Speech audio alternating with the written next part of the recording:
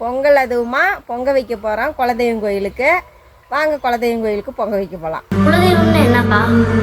குலதெய்வம்னா நம்ம பாட்டை முப்பாட்டேன், அவங்களோட பாட்டை முப்பாட்டேன், எல்லாரும் தலைமுறையா வந்து இங்க சாமி கும்பிட்டுருப்பாங்க.